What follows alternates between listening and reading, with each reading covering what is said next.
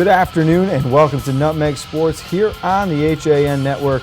I'm Frank Granito as we are back in studio after being on the road for a week. And I'm joined by Kevin Coleman. Kevin, a lot of fun last week and capped off with what many will call the best game of the entire football season. I haven't covered many high school football games. I know you've been around the sport for a long time.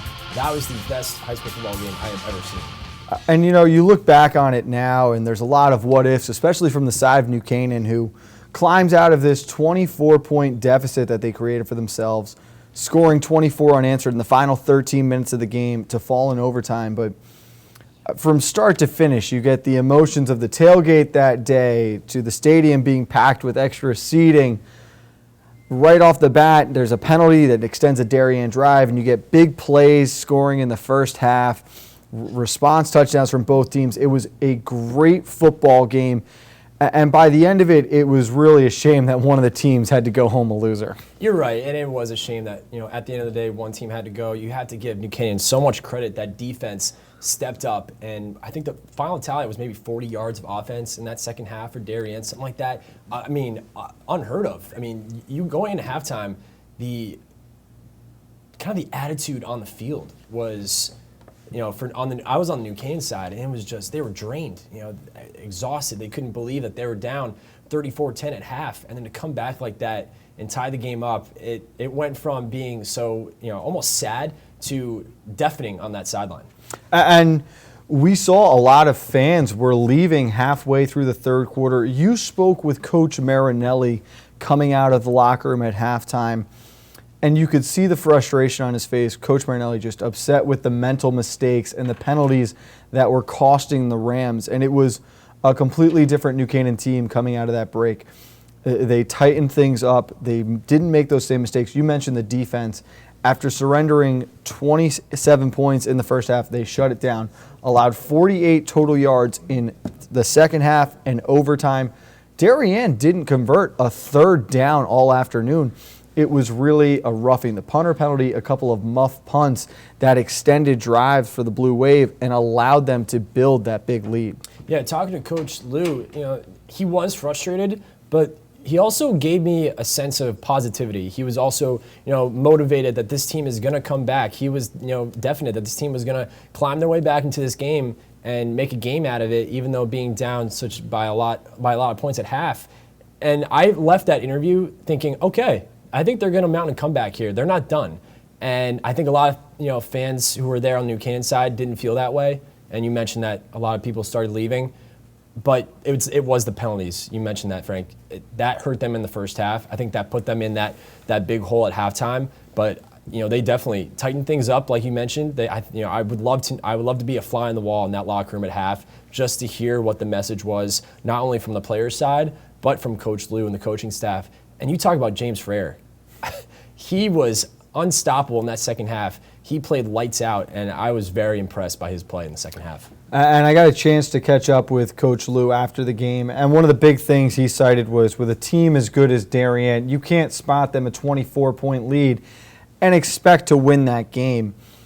Give the Rams all the credit in the world for coming back, but Darien won that game in the first half. They were given opportunities, and the Blue Wave converted and took advantage of those situations. We talked all week about Ryan O'Connell versus Finley Collins, and O'Connell was obviously hobbled throughout this game. Graham Braden, the senior running back, stepped up and did a tremendous job for New Canaan. I don't know a lot of folks expected that, but in the end, Finley Collins was the best player on the football field, I thought, on Thursday morning, and he was the MVP of that game. 2 touchdowns and the game-sealing interception. Just a tremendous game from their senior captain. Only fitting that he had the game-winning interception, am I right? He was amazing. He has been all season long. He's been a pleasure to watch. Imagine if they didn't have him. I wonder what this team would be like. This is a guy is going to be hard to replace when he graduates, but he left a lot on that field. And you mentioned Graham Braden. What an effort. That 77-yard touchdown run, I saw that kid just fly right by me down the sideline. Man, he was excellent in that game. You mentioned that he stepped up in replace of Ryan O'Connell. And Ryan O'Connell, even though he didn't really, he had that game-time touchdown where he just extended his arm over the goal line, really didn't get a chance to see him on the offensive side, but he was a huge factor on that sideline, just being there and kind of listening to what Ryan O'Connell, James Frere, all had to say to their team, to one another on the sideline, almost got me pumped up, even though I wasn't playing. There was a time where in the second half where Drew Pine actually got knocked down after he threw the ball, and Ryan O'Connell wasn't even on the offense. He ran out there and picked him up. I'm sitting there like, wow, just this is the type of leadership that Ryan O'Connell has and James Frere has. James Frere was getting everyone psyched up on the sideline. He stood up on the bench trying to get the student section, all pumped up. It was very cool, even though they ended up with the loss. I still, that sideline was deafening in the second half. It was very cool to be around. It was a lot of fun, a great atmosphere to be a part of. Let's let you take a look as we cue up some of the highlights from Turkey Bowl 2016. Ball at midfield. Trips at the top of the screen. It's a draw play for Collins with a big hole and plenty of room to run. Collins off to the races to the 20, 10, 5, touchdown, Darien. The Waves strike first.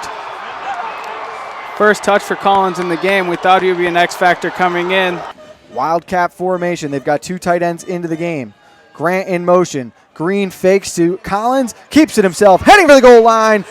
He's in. Touchdown, Darien. It is 13-0 with 5:30 remaining in the first. Very emotional after that. You saw a little scrum between Darien and New Canaan players. We got cleared up there. And Braden's racing down the sideline now. Braden being chased by Herget, diving for his ankles, staying on his feet to the 5. Touchdown, New Canaan. That was just what the doctor ordered from New Canaan. Great job staying in bounds there by Braden. Hit the hole hard. They're going to throw with Peters here. They wanted Collins over the middle. Now going to take a shot. Apelt was stumbling, and all alone is Grant. Shoves a man to the ground. Grant off to the races. 10-5, touchdown, Darien. Or they can come back with a 65-yard touchdown of their own and get right back in the lead by double digits if they can knock down this extra point. Great throw by Peters there. Apelt unfortunately slipped and was unable to make the tackle for the New Canaan Rams. Collins in the shotgun position, running behind his blockers, heading for the end zone. Touchdown, Darien. He's in, and it's a 16-point Wave lead. It's his 8th rushing touchdown of the year. 3rd and 6 from their own 22. Pine looking to the left side. Wants a man on the wheel. He is hit. Lost the football. It's loose. Scooped up into the end zone. Touchdown, Darien. Horde Fox with the fumble recovery for a score. And the only thing that couldn't go wrong for the Rams just did. Looking to his left, tries to fling one outside. He's got O'Connell. O'Connell makes a man miss to the end zone. Touchdown, Rams. And there's Quentin O'Connell. We talked about him, his 7th receiving touchdown of the season. He finally gets on the board today. It's probably the longest we've been in a game where the O'Connells are playing with neither of them in the end zone. Spencer Williams takes the snap. He's heading for the end zone. Is he in? Touchdown, New Canaan. And we're an extra point away from this being a 7-point game. Mike, what a drive. Absolutely great drive, great play calling. They're quick to line up. Williams in the gun. They give inside to O'Connell. He got it. Is he going to get in? Is he short? Touchdown, New Canaan. Wow. He just got in on that second effort. Looked like a little trouble handing the ball off, but the Rams get in the end zone. We're an extra point away from overtime, Frank. We knew New Canaan Darien couldn't end up being a blowout. These games are always a classic. Minikis to hold. The snap, the kick is up. And it is good. So Darien able to convert. They take a 3-point lead. It's not what you want, but no matter what, Mike, you have to get on the board in that first possession. Pine's got O'Connell and Braden in the backfield. They trail by 3, 1st and goal. O'Connell motions to the left. They fake the screen. They're coming back for Braden. It's intercepted. Finley Collins has got it, and the Darien Blue Wave have won the Turkey Bowl. They set up the screen, and Finley Collins read it well. We've seen him come close to picking off a few balls today. Got to be devastating for the Rams players. They thought they had a great chance there. Great play by Finley Collins, and he's shown all day why he's one of the best players in the FCAC. The fans storm the field. The Wave, for a 5th consecutive season, have won on Thanksgiving.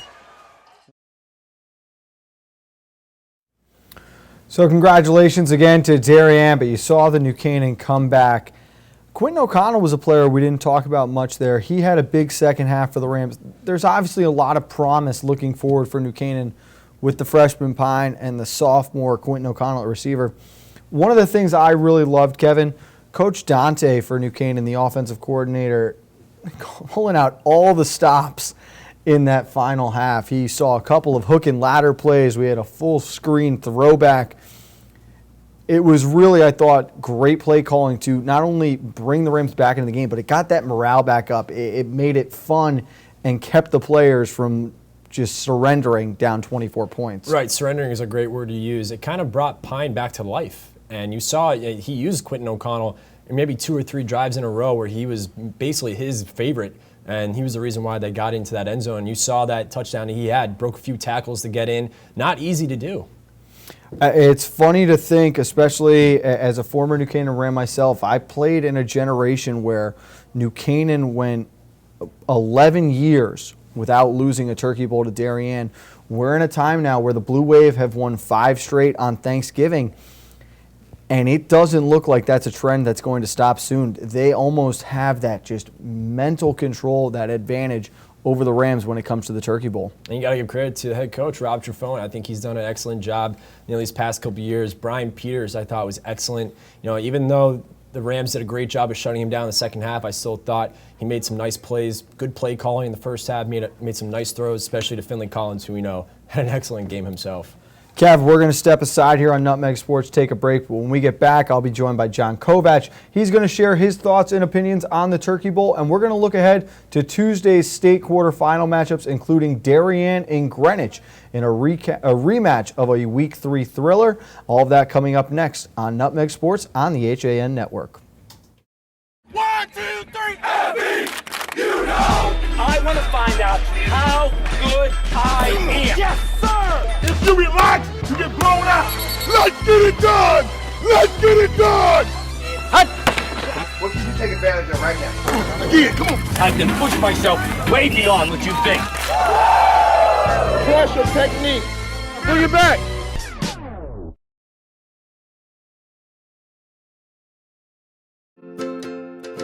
Connecticut is coming back to hometown banking. To a partner that makes small businesses feel big. Where community comes first. Where high-tech tools go hand in hand with a human touch. Where you get the know-how only neighbors can deliver. Where saving time is important too. It's time to expect more. It's time to bank well. Bank smart. Bank local. Bank well.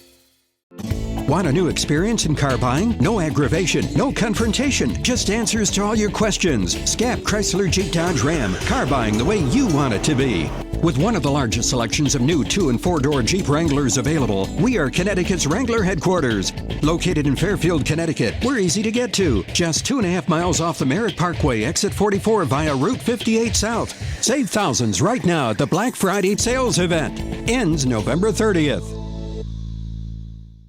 What makes Darien special during the holiday season? Locally owned shops and restaurants where you can find everything you need to make your holidays more enjoyable. Start with breakfast, then shop for everything from toys to unique gifts and the latest trends in fashion. Take a coffee break. Stop at our farmers market or one of our shops where you'll find an amazing selection of cheeses and meats. Then enjoy dining at one of our fabulous restaurants. This holiday season, experience shopping and dining in Darien. Why cook it all this holiday? Avoid the stress of holiday planning and let your friends at Walter Stewart's in New Canaan do the heavy lifting. Whether you're looking to fill in with a few crowd-pleasing sides or you want us to prepare your whole feast, from cranberry sauce to pumpkin pie, we're ready to simplify your holiday. Place your order from our holiday menu and spend your holiday the right way, relaxing. Our fresh prepared holiday meals to go are designed with your busy schedule in mind. Visit us at stewartsmarket.com or at 229 Elm Street, New Canaan.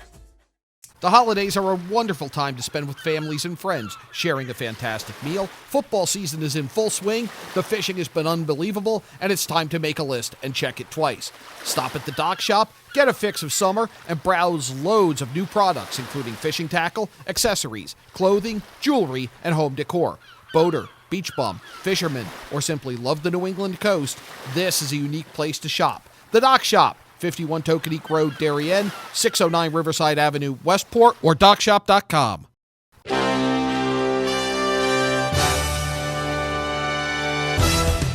Give your day a jumpstart with the latest news, sports, weather, and more on Coffee Break, live on the HAN Network, weekdays at 11 a.m. Connecticut news doesn't get any more local than on Coffee Break. Welcome back to Nutmeg Sports here on the HAN Network. It is Monday, November 28th, following rivalry week in the FCIAC, and we are joined now by the coach, John Kovac. John, we missed you on Thanksgiving, but I'm excited to hear what you took away from what was one of the best games we've seen in a while. Spent much of the weekend watching that Darien-New Canaan contest. What a game that was. To see momentum flip at halftime the way it did, wondering what adjustments were made. And I think there are things that we see in that game that we can take forward as we move into the States this week. You mentioned the States. We will be covering Greenwich and Darien from Boyle Stadium tomorrow night, live at 6:30. And one of the immediate takeaways from Thanksgiving, Darien took a beating. And I don't mean that they were obviously beaten on the scoreboard, but that was a physical war. And there's no other word you could use besides a war to describe that rivalry game. When we did the Chalk Talk segments leading up to the Turkey Bowl, we broke down some things. I made a comment, and I'm pretty sure it involved the Darien defense, talking about 11 guys at the tackle, 11 hats on the ball is the old term. And I saw plays in the second half against New Canaan where maybe there were 5 guys at the tackle, 5 guys at the point of attack for Darien, and maybe other guys in the back that you saw with their hands on their hips are turning and starting to walk away before the end of the play. Very uncharacteristic. The body English just screamed to me that this team is physically tired. Do they have enough time to recover before they play Greenwich Tuesday night?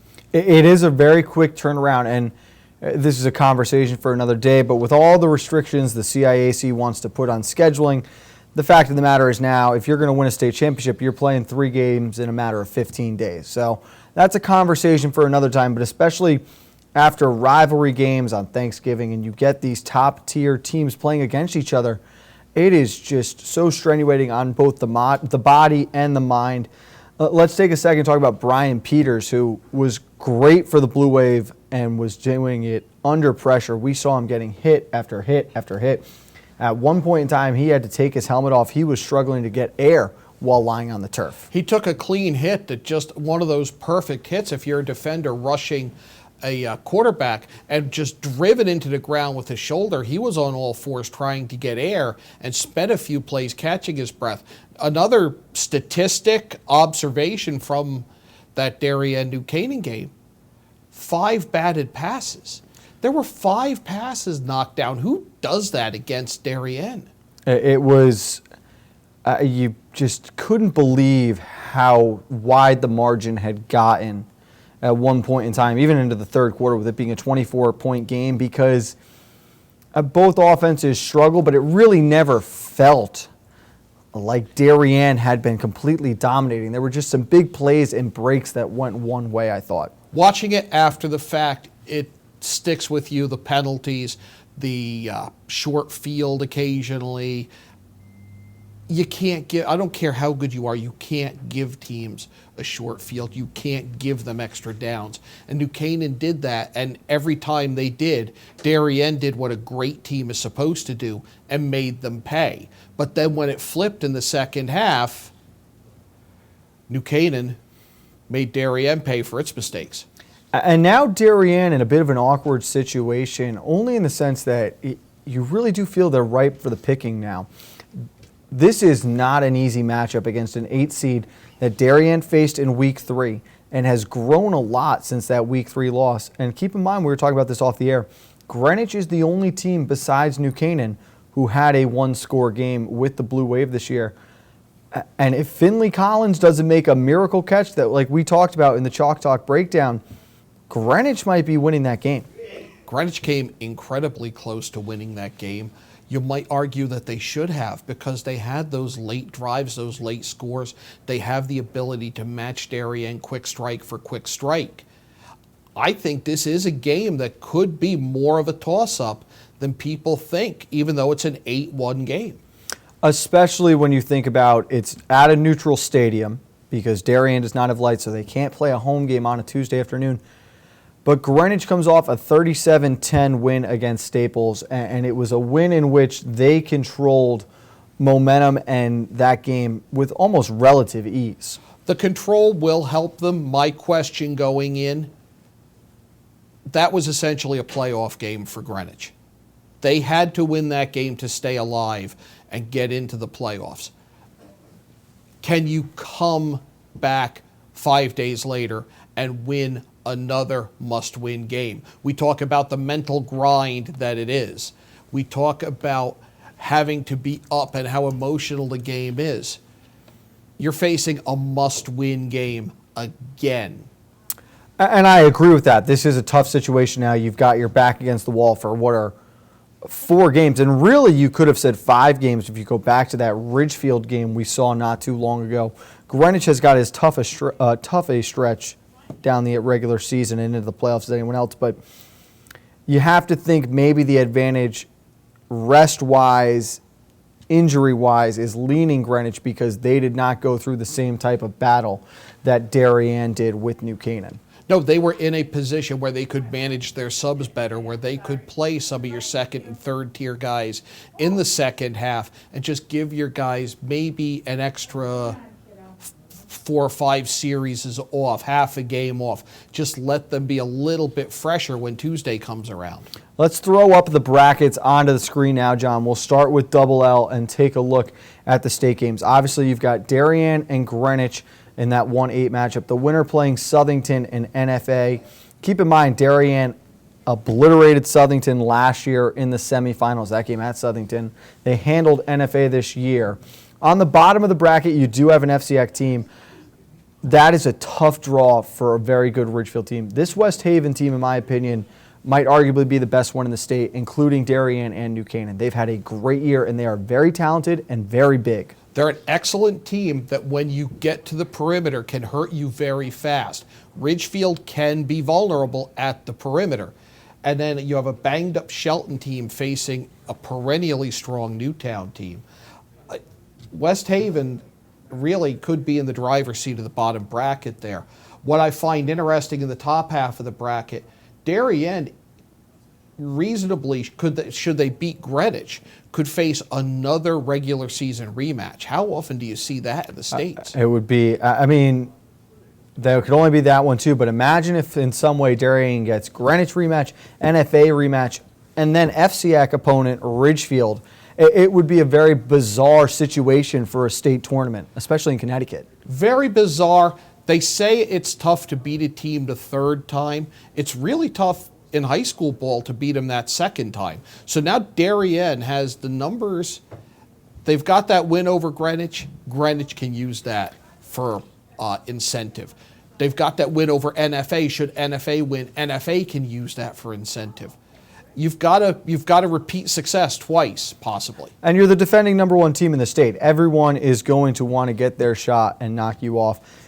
And this is a much better NFA team since when they played Darien last. Let's take a look at the Class L bracket here, John. Windsor is the 1 seed, the only undefeated team. They've got Harding at 7-3. Big win for Harding on Thanksgiving over Central with relative ease. I don't know if the Presidents have enough for the Warriors, though. I was talking with Bill Bloxam, our sports editor up here, about this, and it's just nice to see Harding there. That's anything beyond this, you could almost say it's gravy. Yes, they want to win the states. Yes, this is something they legitimately feel they have a shot at. But man, you took a program that was really not in great shape, that plays on a facility that's not a great place to play football. You're in the States, man. Great job by those guys at Harding. Great job by those kids. Winner of that one gets Middletown Platte. Now you got a regional rivalry there, Middletown versus Meriden. That could be a very interesting 4-5 game. Absolutely, and I think from the top of the bracket, it's Windsor's side of the bracket to lose. They've been so good this year, and they are motivated by that tough first-round loss against the 6 seed New Canaan last year. They want a chance at the Rams again. New Canaan, the 2 seed, they've got 7-3 Massac. We expect the Rams to have enough to handle the Panthers, but I think this is a bit of a trap game. This is a New Canaan team that's lost 3 Thanksgivings in a row and then come back to win 3 state championships. At what point in time do the kids get maybe a little complacent and just assume, oh, we're going to cruise right through and win another state game? Nothing's automatic, and you've got to remind them, and I'm sure Lou Marinelli is reminding them of that over and over and over again. New London and Notre Dame West Haven should be a great game. I really think if you see New Canaan advance, New Canaan, Notre Dame, and West Haven could be a fun game that we might get to cover. A lot of talent, a lot of athletes, a lot of speed on the field. I would like to see that matchup for the FCAC Southern Connecticut Conference angled to it, to see, because there's such a rivalry between those conferences here in southwestern Connecticut. Let's go right to the M bracket here. You've got St. Joe's. That tough loss on Thanksgiving dropped St. Joe's all the way down from 1 to 5. Now they got to go on the road to Wolcott. St. Joe's did not look like the team we had seen all year against the Trumbull Eagles. And they've given themselves 2 long road trips. If they win, regardless, they're going to Wolcott, not a short trip up Route 8. Should they win that game, and it's 5-4 game, it's not a huge upset, you're either going to Old Lyme or Berlin. They're both very, very tough matchups. On the bottom of the bracket, I think Hill House is as talented as they come in this class. They should be able to make their way to that championship game. But New Fairfield, an interesting team there at 7. Hill House, I've always envied as a program. They're always strong. You're always got. When are they going to take that next step? Is this the year that they finally bring home a title? And then you've got Bunnell traveling up to Killingly. Bunnell hanging 51 on their crosstown rival the night before Thanksgiving to clinch that state berth. Quickly looking at Class S, there are no FCX teams that qualified. Trinity just missing out. You've got 3 undefeated squads, Capital Prep, Ansonia, and Bloomfield. For so long, it's always been Ansonia's class to lose, John, but the last few years, we've seen other teams make a run. Interesting field this year, despite not having a Trinity Catholic Trinity Catholic in the field. Interesting that you have 2 CSC teams in there. Capital Prep Achievement First, a co-op, and Bullard Havens out of Bridgeport, perennially strong in a Constitution State Conference.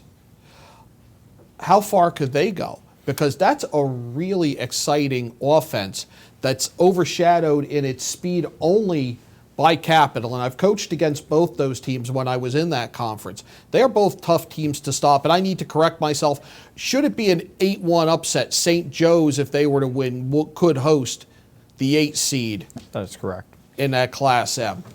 Well, John, we're going to take one more break here. Thanks for coming on. We are excited that we're going to have you back on the call tomorrow afternoon. It should be a lot of fun. I'll be there. Can't wait. It's going to be a blast. John Kovacs, the coach, he'll join us tomorrow, possibly for Nutmeg Sports, but definitely for Darien and Greenwich. We'll be right back, and we're going to take a look at the rest of the FCX slate from Thanksgiving coming up on Nutmeg Sports on the HAN Network. At Hoyt Livery, our goal is to always... Sam, what are you doing? We're filming a commercial. I'm checking out the new Hoyt on the Go app.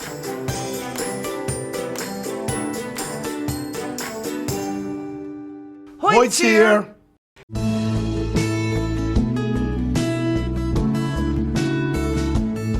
This is now 44 years I've been in this business. Digital came along. After I was in business for about 6 years, I had to totally reinvent the business. So I had to make a tremendous investment in my business. And Milford Bank was there for me. I don't really just consider Milford Bank a bank. I consider them a trusted partner in my business. My name is Jim Wilson, owner of Milford Photo. I choose to bank with Milford Bank.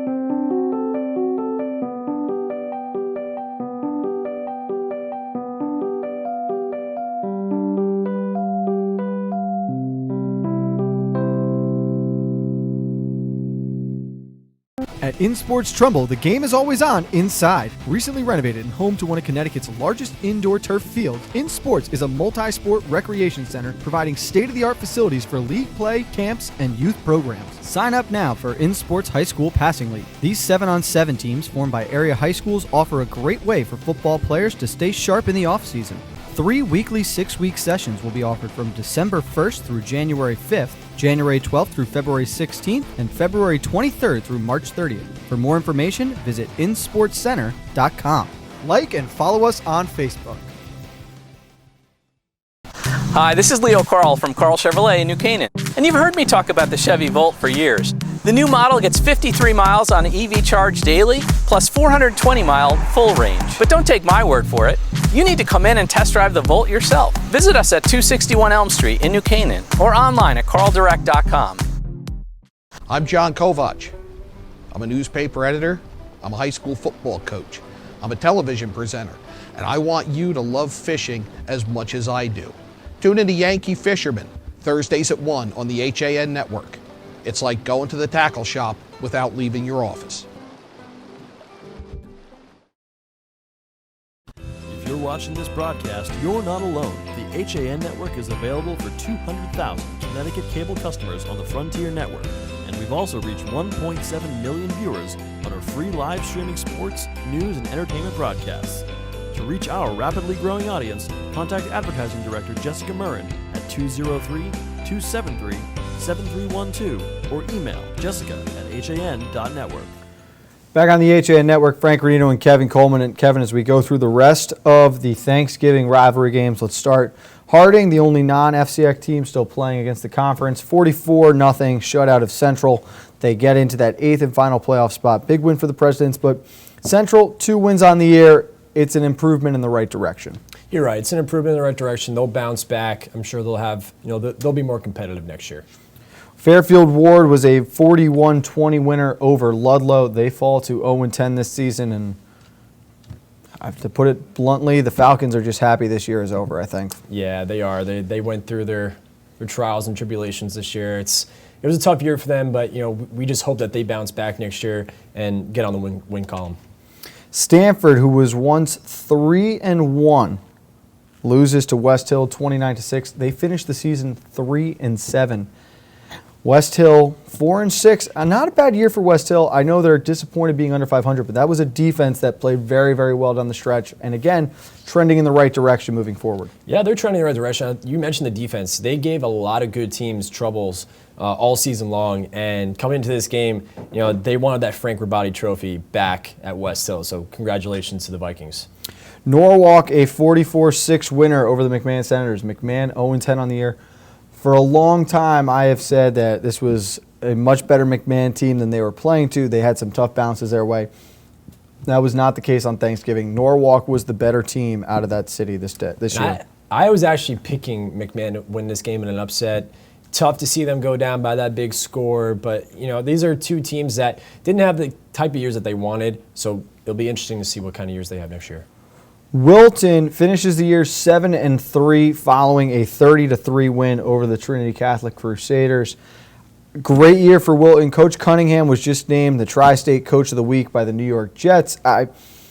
The Warriors are doing all the right things. If they can find a way to win that one big game, whether it's Staples or Darien next year, they're a serious playoff contender in Class L. They are. You got to give Coach Cunningham a lot of credit, and thanks to him for coming on the FCI tailgate shows all year. He was great to interview. And you mentioned that three-headed monster they have. There's a reason why they're 7-3. They had a good year. There's nothing to hang their head about.